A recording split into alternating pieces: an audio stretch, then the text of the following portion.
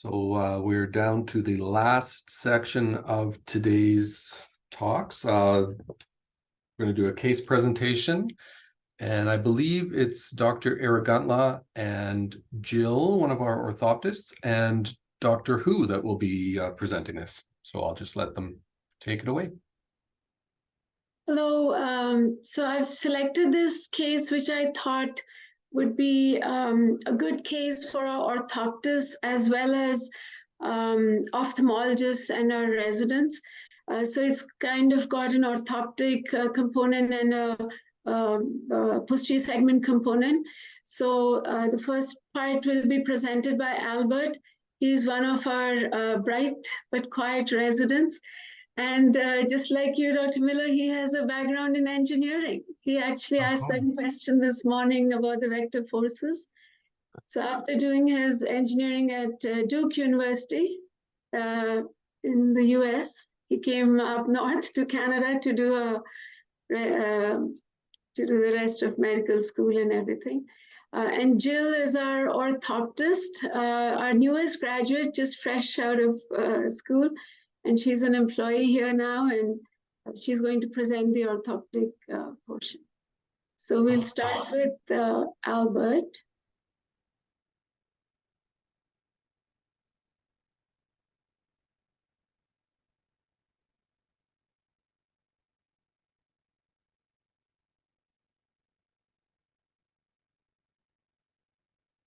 Good morning, everyone. Thanks for the introduction, Dr. Aragantla. This morning, we'd like to present a case of pediatric cerebral venous sinus thrombosis in the hopes that we can spark some more discussion about the collaboration between ophthalmologists and orthoptists. Cerebral venous sinus thrombosis is a clot in the venous drainage system of the brain.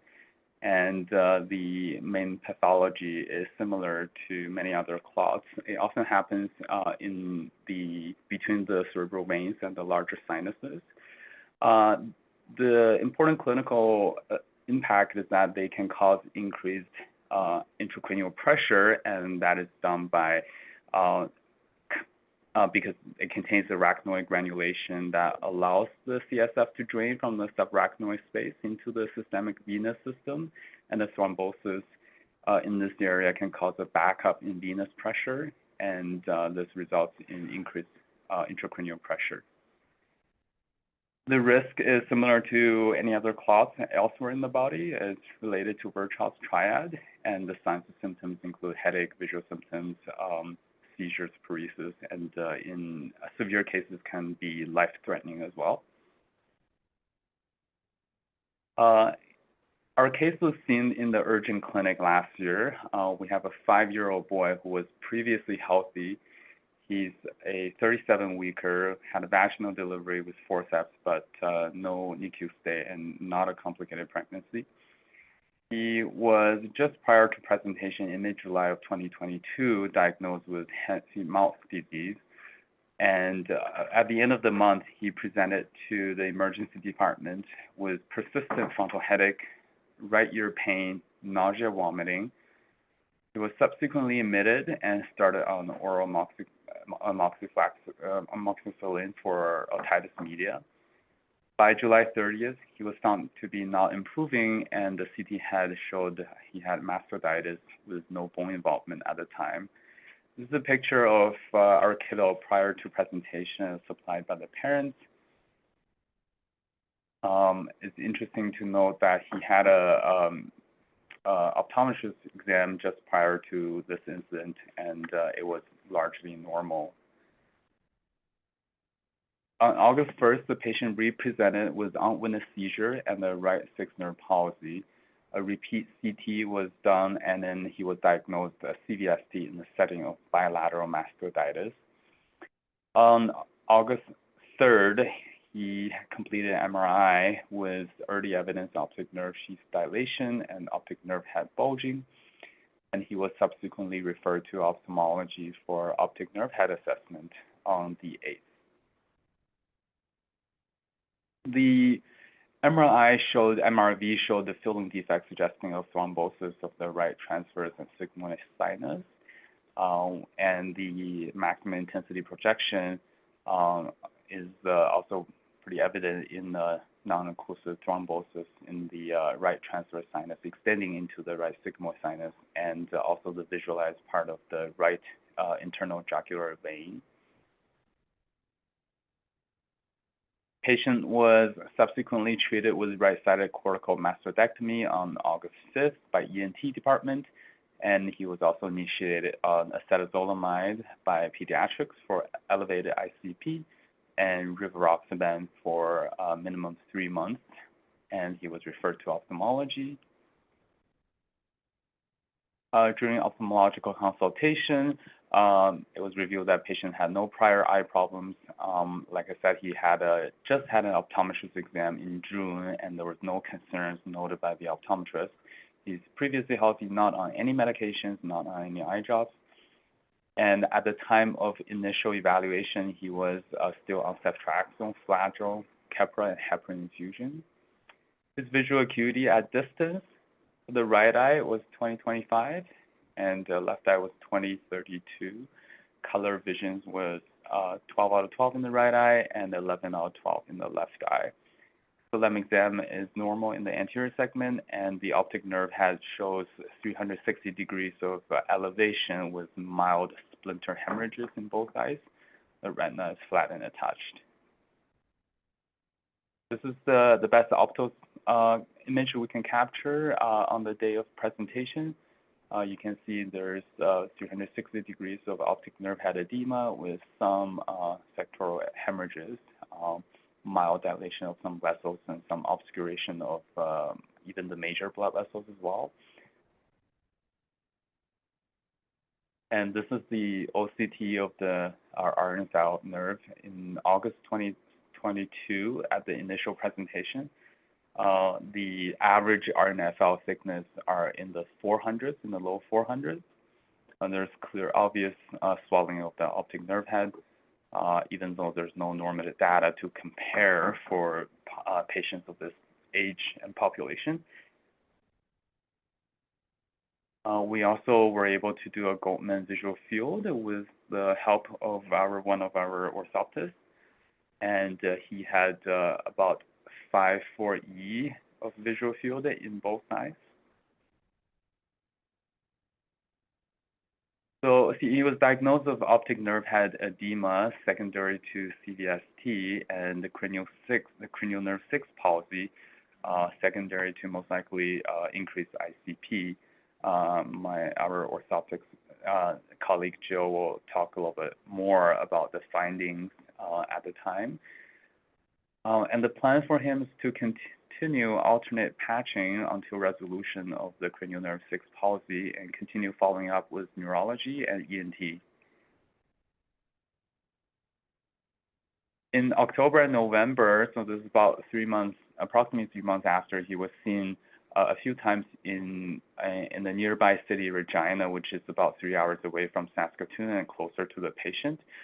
They noted gradual improvement in distance visual acuity, and they also commented at least one time there was signs of early exudates spreading towards the macula in the right eye. And there was also gradual improvement in the cranial nerve 6 palsy. By January, he came back to Saskatoon and had a repeat MRI, MRV. Radiology noted interval improvement in the filling defect in the right transverse sinus. As pointed out here, it looks much smaller on this image compared to the one completed in August, but he still had a little bit. And the optic nerve sheaths are prominent, but have improved in appearance as well. He went back to Regina for another follow-up in April, and this is the optos image captured back then. You can see obvious improvement in optic nerve head swelling closer to baseline. In the left eye, we can see some patches of what appears to be dark without pressure. And OCT now in April 2023 shows the average RNFL thickness to be in the 140s.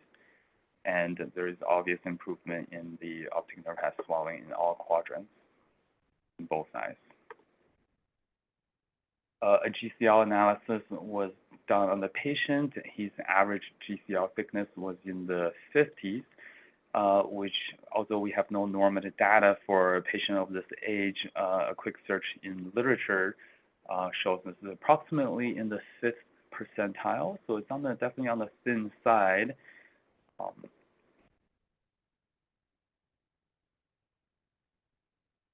And this is the right eye macular thickness analysis and left eye macular thickness analysis. He came back to Saskatoon in August 2023, most recently, and his visual acuity at distance was 20/25 in the right eye and 20/25 +2 in the left eye. Color visions were full, and the anterior segment exam was normal. The nerve appears to have mild pallor in both eyes, but disc edema has completely resolved, and the retina remains flat and attached, and no macular involvement was seen. This is the most recent opto photo captured in both eyes. We can see the resolution of the optic nerve head edema.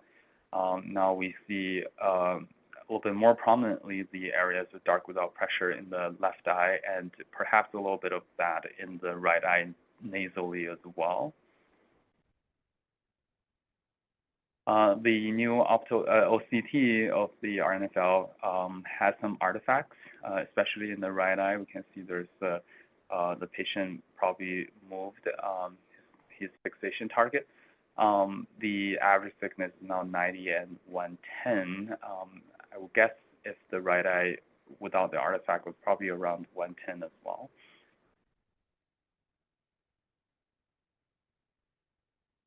And his macular thickness averaged to be in the 250s, in the mid 200s, and that's stable compared to the one completed in April in Regina. And my colleague Jill will talk about the orthoptics component of this visit. Hi, so I'm just going to go over the orthoptics part from when we first saw him in Saskatoon to the most recent visit that we had. So we were only able to get the motility on the first visit last year. Just due to the emergent situation, we weren't able to get any measurements. And we thought that there was a moderate limitation of abduction of either eye. And with ductions, the right eye seemed to improve a little bit, but the left eye did not improve with ductions. And there was also no further improvement seen with Dahl's head.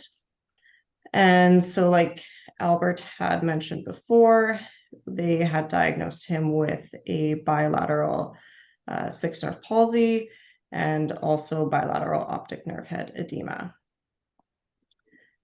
And if we move on to the next slide, so the family followed up with orthoptics in Regina because they live outside of the city.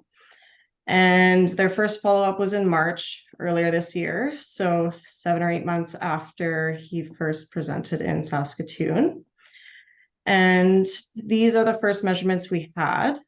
So in the distance, he has a large LET, slightly gets a little bigger looking into right gaze, and it also gets a little bit bigger looking at near.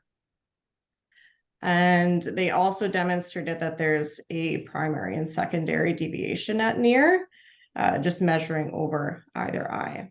But otherwise, the distance measurements look fairly competent other than in right gaze.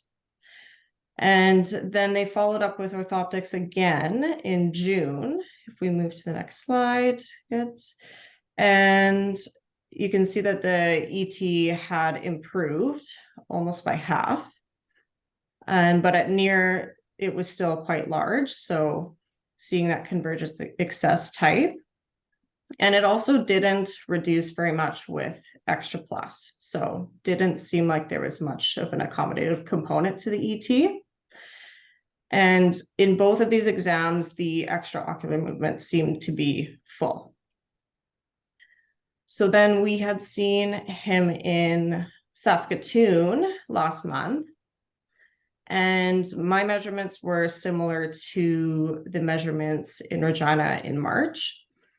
I also was seeing convergence excess type ET. It got slightly bigger on either gaze, but it also got larger into down gaze. And looking at near, again, it did not reduce very much with extra plus, so I also did not see much of an accommodative component. I did see a little left height this visit, and with the increase of the ET and down gaze and up near, I was wondering if there may be very mild left superior oblique weakness, but the left height doesn't increase in either gaze or in tilt, so the head tilt test is not suggestive of a superior oblique weakness. And if we go to the next slide, this is just the other portion of our exam that day.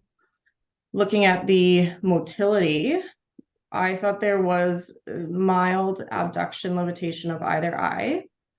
I also thought that there was a very small upshoot of that left eye into adduction, but also a very small over elevation of that left eye in adduction as well.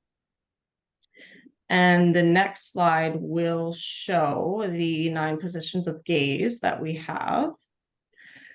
Looking at the middle picture, it's hard to see which eye is fixing, but his left eye was turning in at our exam. And looking into right gaze, you can see a very, very small upshoot of that left eye. And going to right and up gaze, hard to tell if there is a overaction there. But looking into right and down gaze and just straight down gaze, it's hard to tell if there's a real limitation of that left eye or if it's just the ET is becoming more obvious in those positions. It was full into down gaze with ductions. And we also had some videos of saccades. These are the horizontal saccades. Llama, over here, owl. Llama, owl. And so this was near the end of a really, really long exam, so it was hard to keep his attention, but those saccades look normal. And going to the next video, we have vertical saccades. Owl, llama, owl, llama. Oh, those are good. Up, up, down, up, down. And so again, hard to keep his attention, but just some quick glimpses, those saccades also look fairly normal. Owl. And so just to summarize, we didn't see any significant refractive error. He has pretty mild hyperopia, and the extra plus did not reduce that ET very much, so we don't see much of an accommodative component to that ET. He was diplopic at the onset of the ET last year, but now he is suppressing. We did not see any amblyopia. I saw his vision was equal at my exam. His parents were really diligent in patching at the first visit, and we decided to continue with maintenance patching, just an hour a day, just to make sure that that vision doesn't drop at all. And it seems like his motility is slowly improving. It's been about for more than a year since we saw him first in our urgent clinic. But the moderate ET is still persisting. So we'll continue to keep bringing him back and seeing if there's any recovery in those abductions. But otherwise, I think he would be a candidate for strabismus surgery if those measurements still continue to remain the same. the parents aren't too keen on strabismus surgery. So I think our next visits will really be looking for any further improvements in those movements. So just to summarize the case, we have initially 5-year-old boy who initially was diagnosed with hand-foot-mouth disease, then developed mastocytitis on both sides and developed CVST. He had increased intracranial pressure that resulted in papilledema and cranial nerve 6 palsy. In the end, he had improved vision in both distance and near, improved motility, and some signs of optic atrophy on clinical exam. The MRI repeated imaging also showed improving right transverse sinus filling defect with small residual thrombosis and improving appearance of the optic nerve sheath, suggesting improved intracranial pressure as well. And clinically, the next steps is perhaps to do some more fundus imaging, including fluorescein angiography, repeat Goldman visual field or Humphrey visual field. In terms of strabismus management, next we'll continue the patching for the time being and continue the discussions surrounding surgery as an option with the parents. An attempt at looking at some literature reports of similar cases, we found very little evidence relating any hand-foot-mouth disease with mastocytitis. There's 2 isolated cases of ethmoid mastoid inflammation. CVST is known as a rare complication of acute mastocytitis, although in the current era it is very rare. There has been other case reports and frequently reports the involvement of transverse sigmoid sinus and internal jugular vein involvement in CVST, especially resulted from mastocytitis. And a small study reports that up to 22% of CVST patients had some signs of optic atrophy at the 1-year follow-up. So with that concludes our case. We'll be happy to hear any discussions or any comments and questions from the audience.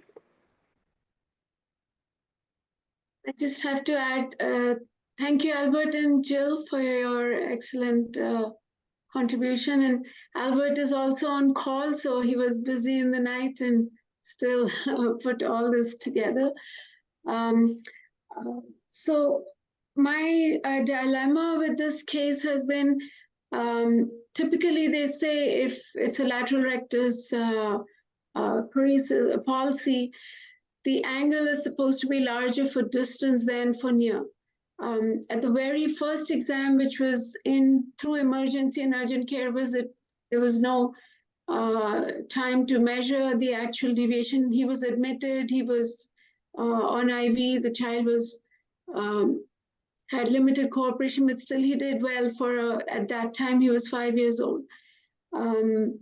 And then the next time he saw an orthoptist was in the differentiary regina. By then, he was showing this pattern of what Jill described like convergence excess. So that's one thing that doesn't seem to gel with that. By the way, I did cycloplegic refraction, and there wasn't any significant hyperopia. So he's not a accommodative component. And now what's developed is quite a bit like a V pattern as well in that. The other dilemma I have is about anti-segment ischemia or things like that. If you go to that slide, Albert, I don't know if you can pull that up, which shows the choroid on choroidal views on optos. And this is open to anybody here, comprehensive ophthalmologists, all residents. What do you think this is in the choroid? There were some areas of, I felt there were areas of dropout.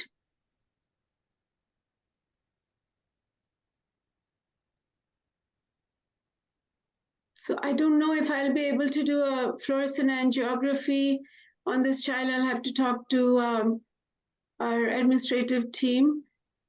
and this patient is from out of town.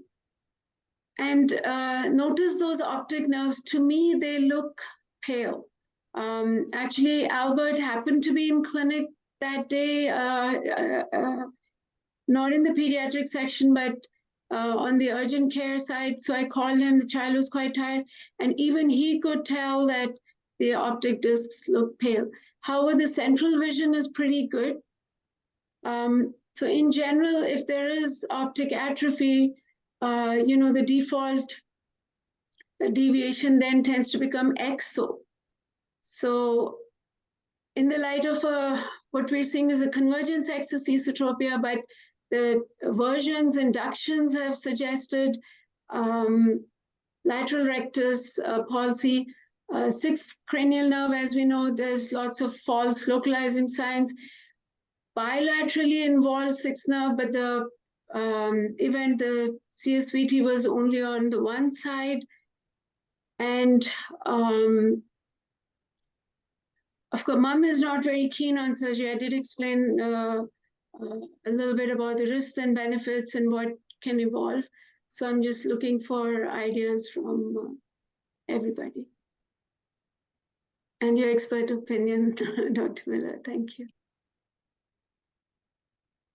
Well, first off, I mean, so Albert and Jill, you did a great job. This was a lot of really, I mean, you did a great job presenting and putting everything together. I feel like I've got a great feel for what sort of is going on. And the fact that just one of the things is that, the fact that you're at times not able to get all the information, and it's just, that's part of life. That's like, we're not going to get everything and all the times, especially when it comes to kids. And there's other things we're prioritizing on what to do with these patients. So this is a very, what I would say, what you would expect. And just the fact you got some information is wonderful.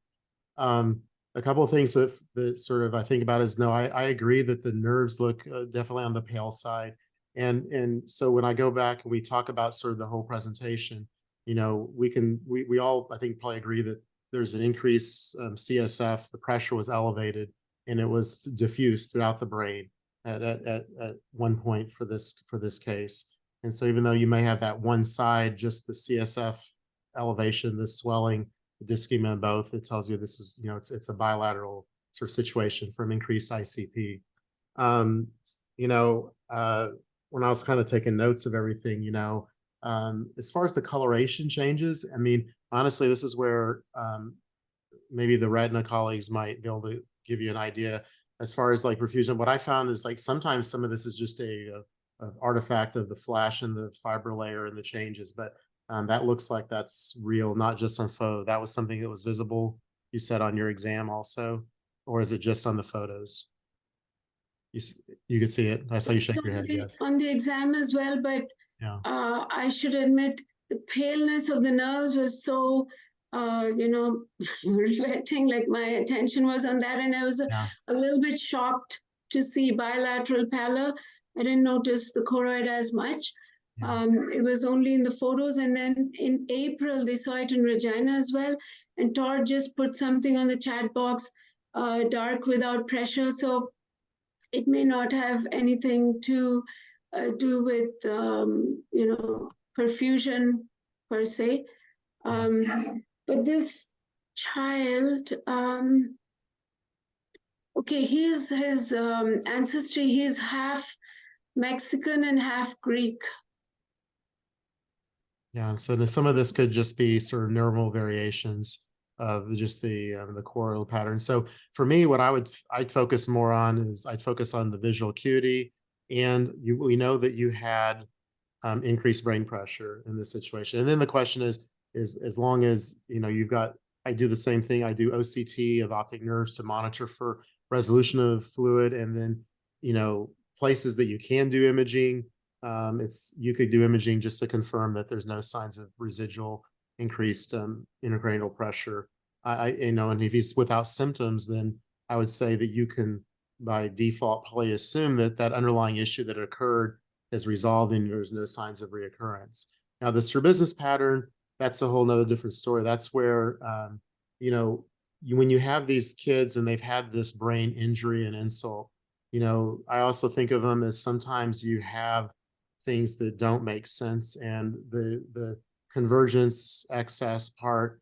I mean, it's hard to say that this could not be some sort of aspects of central, brain injury just from this. Because if the nerves look this way, then I agree. It looks pale that there's probably some level of injury in the brain as far as that way. Whenever I look at the pattern and how the eyes moved, I question if there was maybe some superior oblique underaction, especially on some of the gaze directions. So this is where you know that you've had some disruption of fusion, although we know that assuming that he had normal binocular vision development before this episode of occurring, that picture, I was like, to me, it looks like, at least on the left eye, maybe there's some superior oblique underaction. And then what was interesting on the video, it looked like the versions were not quite as far over as the photos. Like on the left eye, his abduction on the left eye looked not quite as good on the video as it is on these photos. But that superior oblique underaction, I mean, I think it's entirely possible that you might be also dealing with some level of fourth nerve also involved, because that would explain the pattern in addition to maybe some of that underaction, which then goes to show, then the question is, what is your goal in his situation, And this is like, I mean, if it's an older kid, I mean, if you could get a better sensory assessment and see if there's any, binocularity that can be tapped into with, I've had some young kids, but it has to be the special cooperative kid to get on an ambuloscope, but to see if there's any level of fusion present. But, he is definitely probably suppressing. So, yeah, and then if you're not sure, and then I guess the FA, would that be something that would be done like without sedation, just in the clinic? Or if there was a level of sedation and he was going to be going to the operating room, you could potentially sell the family on maybe a Botox injections to the medials as a temporizing quick thing that could be done maybe at the same time if it was a under anesthesia FA type of situation.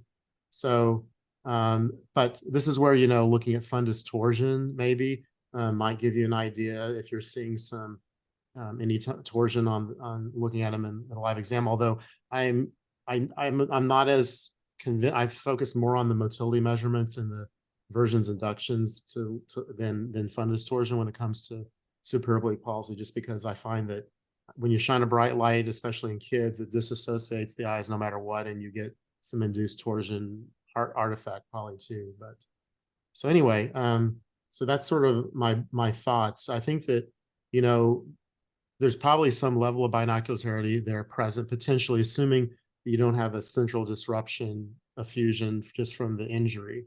And as long as like the neurologists and neurosurgeons are not as worried about, they don't feel like there's a signs of reoccurrence, then you could do something. It's just, I think that you have to figure out like what your goals are, and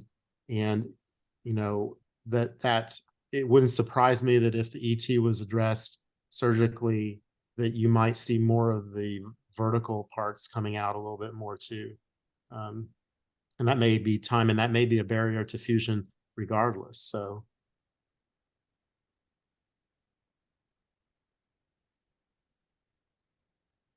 I have one comment and one question. So comment is regarding optic atrophy. Yeah, they both optic nerve, they do look pale, and I think it's not uncommon to have some optic atrophy after papillary edema. It took about a year for the edema to resolve. So there's going to be some axonal loss there, which is probably I would expect. I see many patients. That's what the OCTs show. It's just that the ophthalmologist who was seeing him in Regina had never commented on that. And his vision, as was shown earlier, was 2025 and 2020, central vision, of course. So it was a little bit of a surprise when I first saw. Although, like, yeah, of course, if you had bilateral papillary edema for so long and exudates, then it's not uncommon. Yeah, like we see many patients with the brain tumors and for other reasons for papillary edema. So even if it resolve, and it takes such a long time to resolve in most of the cases, there's going to be some changes there. The other thing was that I was just wondering, and I have this question from Dr. Miller. This child has binocularity before all this started, and then he developed suppression. Is it possible to avoid development of suppression by putting child in prism while we wait for resolution of all this? I think that to address the prism question, is think that it's an option. Just the question is, are you going to be able to correct enough with the prism amount? You know, and that would be one where smaller amounts of prism, if it was a smaller deviation, may be helpful. I think if you're just trying to get them into that binocular window, it might be a temporizing measure. It's just even with the prism, I'm not convinced that there's not a horizontal component, I mean, a torsional component in his situation. So then with that, you may not, and then especially with it worsened down gaze, you know, then even if you get some level of prism that you get him in that window of binocularity, as he looks down, you're probably going to lose that benefit too. And then the optical aspects of the high prism amount have its own issues. So, you know, that'd be an option, but I'm not as convinced that it would be helpful because of the pattern and also that potential torsion aspects. And then in my experience, when I've had patients like that too, where you get that nerve elevation, it's the same thing. It's exactly what you say. It can take a year before you start to see the pallor. You may not see it for the first 3 to 6 months. I have kids who have, you know, Chiari or have increased, you know, have VP shunts and as in infants due to prematurity from intraventricular hemorrhages. And I always tell parents, even though the nerves look good when I see them, it's going to take time to really know if there's going to be some sort of injury. So it does take time. I also typically will see the nerves never would resume the normal appearance. Even with the pallor, that transition, there's almost like a little fibrosis that sort of persists at the nerve transition. So some of these patients have that. It's just, there's this little haziness that extends out from the nerve head from the prior papilledema that persists. I almost think of it sort of almost like a gliosis or scarring that does happen, which creates its own challenges if it's dense, and of determining if there's reoccurrence of increase in cranial pressure by looking at the nerves. It's hard just to base it on that. Sometimes you can catch it on the OCT, but often it's hard. I've had patients with normal appearing after that initial one. Pressure is going up. They're having, but it's more these, you base it on their symptoms and then maybe rescan them if they're starting to have symptoms, because can be tricked to think that, well, it's not elevated. There's no, the pressure is normal when it's not. So, so symptoms really guides me a lot. But, you know, this is where, you know, again, the expectations of the family and trying to talk to them, and there's what we can try to gain because of getting the eyes better aligned, but then balancing it with the good expectations. And so, you know, if there was any kind of level of sedation, I go back to Botox, just because if the kid was ever going to have any kind of sedation at any point, you could do that as a temporizing, and then maybe that gets you into that window of maybe the prism could be maybe helpful, or at least get you into that area where maybe he could fuse, and then it buys you some time to kind of assess things. Although, you know, at this time frame out, it's so far out that, you know, I think of it like the vertical and the pattern. I've had patients that are adults that have head injuries or other maybe brain tumors, and you'll get not a lot of vertical, but still have that pattern, and the torsion when you can actually measure it is there to support that concurrent fourth nerve palsy. So you know, I think it sort of depends, and all these things we have great ideas, but if the parents aren't on board and don't want to do anything, then you're kind of a little bit stuck. So I always think of, it's interesting that Botox, I find that it's easier to train people, like convince a parent to maybe consider that, even though it requires an anesthesia episode usually. And I don't do any kind of EMG guiding. I just inject because it diffuses so easily into the area. But he'd be a kid that would be something that I would consider too. If the families, but if they're more open to maybe Botox, of like it being a 5-minute brief anesthesia episode, maybe that would be okay. Yeah, I think about it. I didn't talk to them much because they're from far away. So we were trying to do as many tests as possible and look at all the options. What if the Botox causes some ptosis and he's still somewhat in the amblyogenic age? I think that I was just saying, look, like there was a comment here just said if he was straight 5 years ago of age, chances are he will have binocular vision even with a small torsion. Check them on the synoptophore. Yeah, so I was gonna say, like I said, if he could be on a somatoform and he could cooperate enough to do it, I think that would be very, very, very helpful. But you know, the whole thing about the Botox and the side effects. Interestingly, like on the adult side of the Botoxes that I do in the office, I do those in the office almost every other week. I'll have an adult with that, or I'll use it. But if you sit them up really pretty quickly after doing the Botox, I find that you get a lot less ptosis induced. So, you know, this is where, you know, if you do it, then trying to get sort of elevation. But, you know, this is where you run into that problem where your treatment causes secondary problems. And, you know, if it does, then you might get some ptosis. But the question is I've never had the ptosis aside from amblyopia being induced. You know, then you could patch to address that. But, you know, it's almost like I have patients, you know, whenever you're having inflammation in the eye and then and the pressure goes up because of inflammation, and you treat with glaucoma drops, and well, you're treating, I mean, you're the steroid drop to treat the inflammation, but then the glaucoma to counter it. It's the same deal with amblyopia in this situation. If it ptosis induced, you just treat it. It's unintended side effects. Hopefully, whenever, you know, the Botox wears off, which is maybe six weeks is the worst for the lids, then you'll get, that'll be less of a concern. So given his bilateral optic atrophy that's happening, he might eventually go exo. Most cases that we see that's their natural course. yeah, but then again, you know, part of this is which you. Oh, go ahead. Sorry, that's why I was saying that's why the urgency to do something now. So if we can still restore his binocularity now, maybe it will prevent or at least slow the onset of eventual exo. Yeah, no, I think that if you one of the things wonderful also I was impressed with is that you got a Goldman, and you might think about, I think, repeating that Goldman just to see, because if you show that there's no changes in the Goldman and his central vision is still good, the binocularity potential is still probably there, given his age. So, you know, and this is where, you know, I very similar to like the cerebral palsy patients that I have, that you have probably, they're ET and then they go XT later. And then I just explained that, but those patients often will have binocularity that you've gained, even though you did the ET surgery, knowing that there's a good chance they're going to go XT.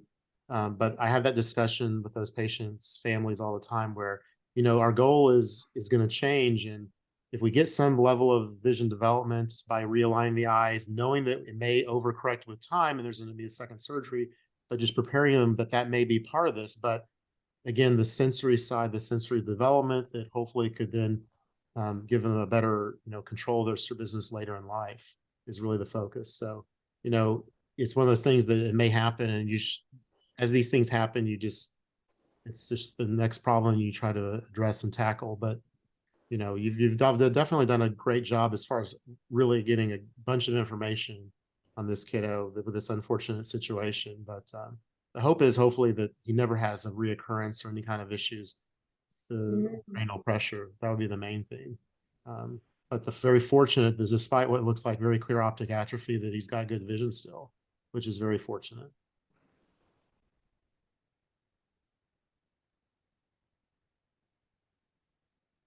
So if it does come to surgery, earlier you had talked about, you know, lateral rectus palsy, and one of your newer techniques has been superior rectus in one single vertical transposition. So in this, we could see in the video that there is some, you know, there's initiation saccades, and it's not like -4 or -5, it's like -2, -1. I would think just a horizontal muscle would be enough for this. I wouldn't consider at this stage anything like a. Yeah, I think that as much as cool as those surgical techniques are, I would agree with you. I would focus more on, I probably would just do horizontal muscle in that situation. I would just do medials. And then the question is with the pattern, and, you know, is this an oblique issue with superior oblique palsy, or is this just a pattern where you would just, you know, off shift the medials per se, maybe when you recess them. You know, I'm curious about the pattern, and also I would target more, like I usually tell parents, like in this situation, you might be XT at distance, but if you're getting some binocular near, I think that's a good outcome. So that if you overcorrect and you get this, convergence excess like he has, at least his world and what he's looking at, it's very much near, and that's where that binocularity would maybe redevelop or maybe become strengthened again. So like if he was a kid that had an XT at distance, but was fusing and showed binocularity at near, I'd call that a great success. And with time, he may go XT, but you're at least getting some level at the younger age of binocularity being reinforced after this unfortunate sort of episode that he had.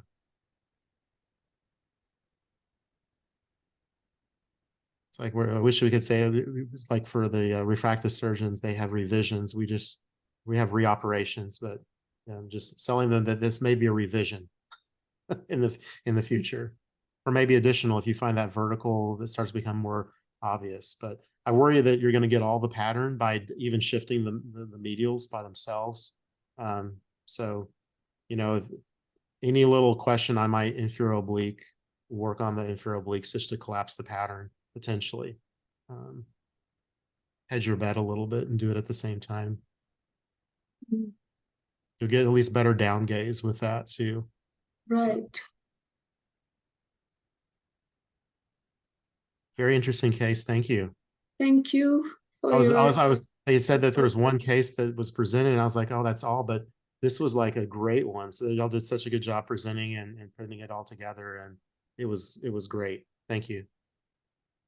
It's fun. Thank you for your advice. And sorry we couldn't send this earlier. Up till like 4 okay. o'clock yesterday, we were still getting images from Regina, and there's some Regina orthoptists here if they wanted to comment something. As far as I know, by the time he was seen by the orthoptist in Regina, there was no BSV, but if they had any comments, I'd invite them to add.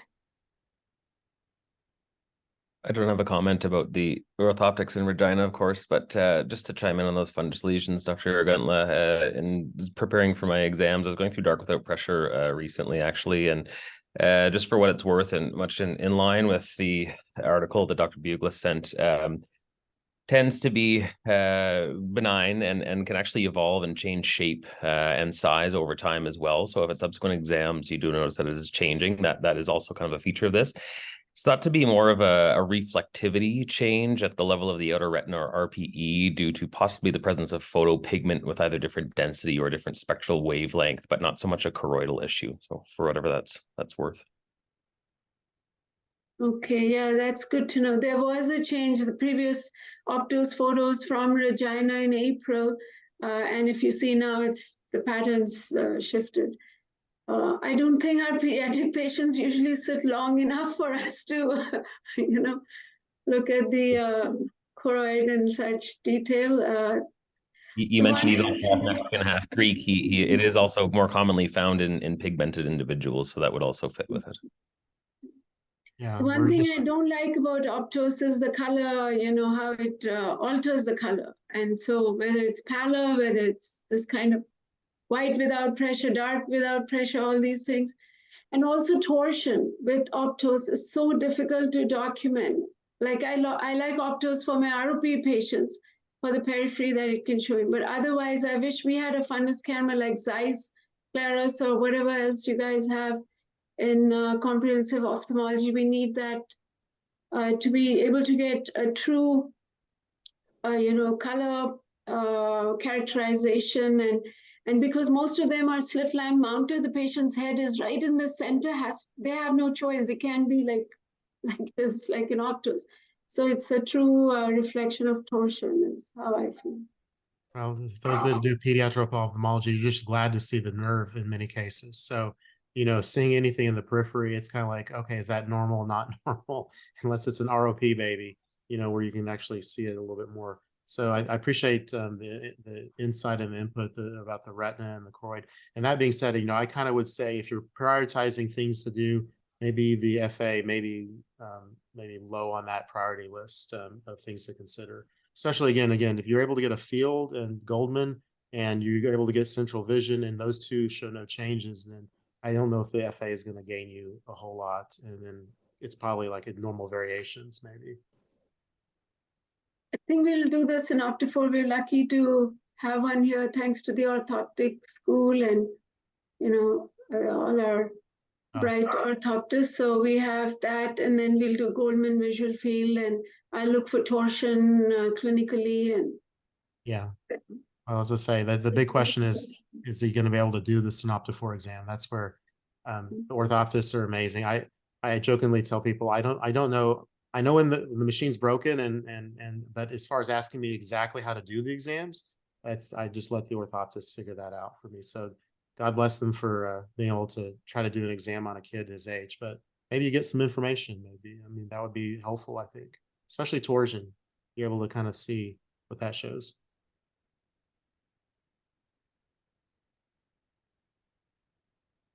Any other comments or questions? I have one question, not related with all the things that we have discussed this morning, but I think this is a good opportunity for me to get this little tip from Dr. Miller.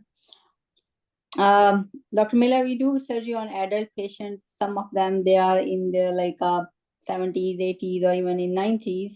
Their conch is very thin and fragile. So I found this very hard to deal with it when I'm doing surgery on muscles. So do you have any tip for me?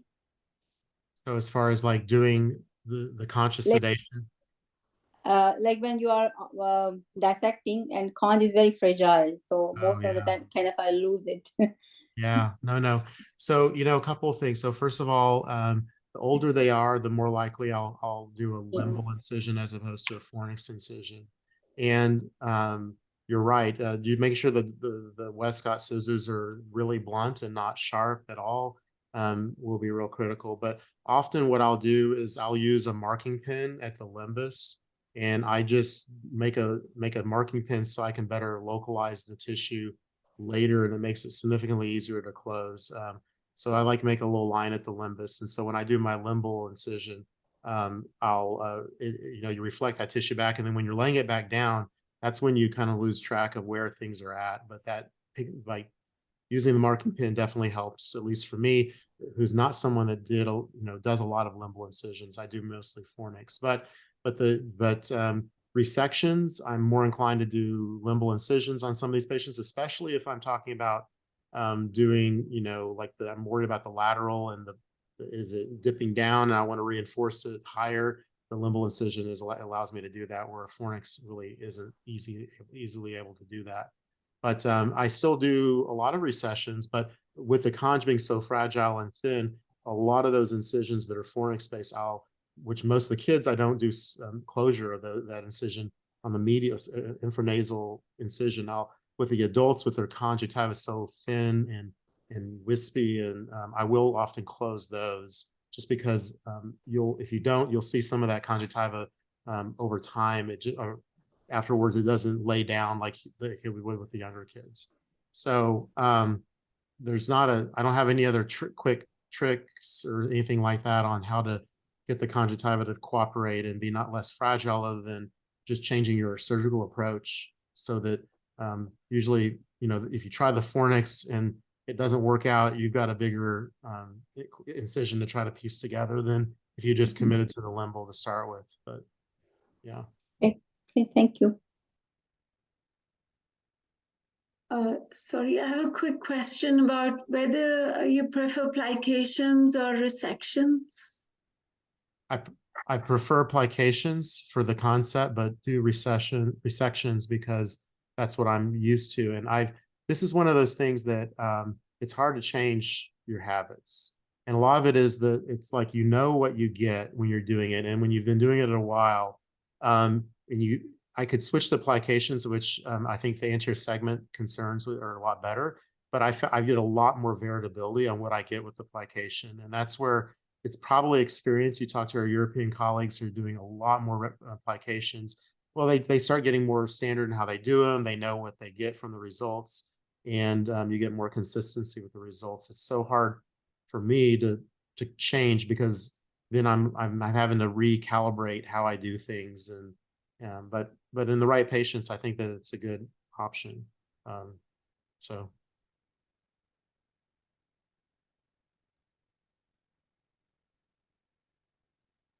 Okay, well, thank you, everyone. I think that concludes our Kaye Family Learning Day. So I'd like to thank Dr. Miller for taking time out of his busy schedule and presenting such great talks to us today. We really appreciate it.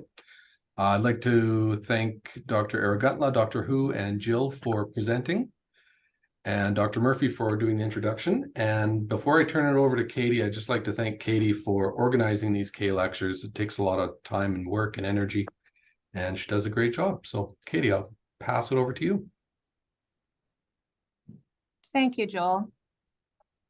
Thanks everybody for joining us today, and especially thank you to Dr. Miller for this morning of wonderful presentations and discussion, and thank you for how well thought out and relevant everything was, and for your passionate support of the field of orthoptics. We're certainly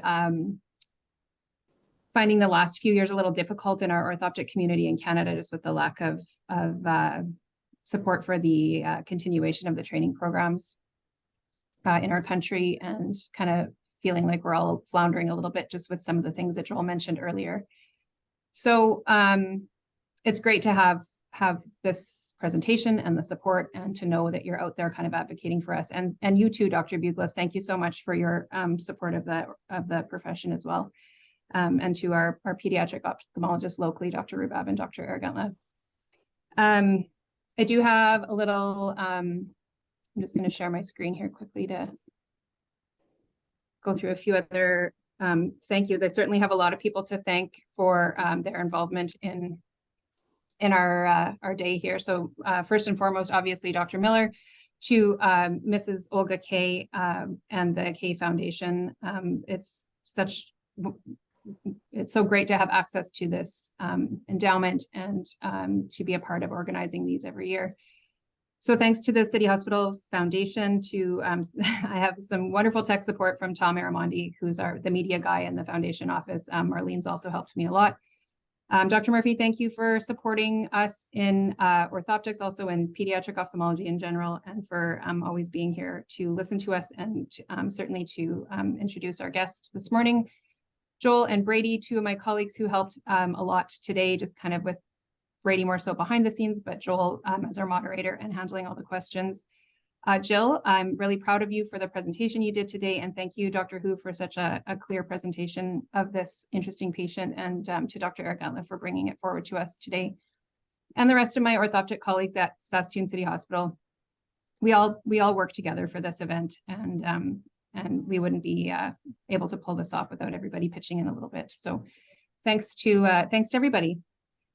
For those of you who have been registered with Eventbrite for this, we will send out information about continuing education credits, as well as a link to the recordings if you were not able to stay or weren't able to be here for the entire day. So watch your email for that information. And thank you for your interest, your ongoing support. I do recognize names from year to year, even if I haven't met you. Thank you for supporting our named lecture and being a part of it every year. I really appreciate that too. So have a good day, everyone. And thanks again for being a part of this.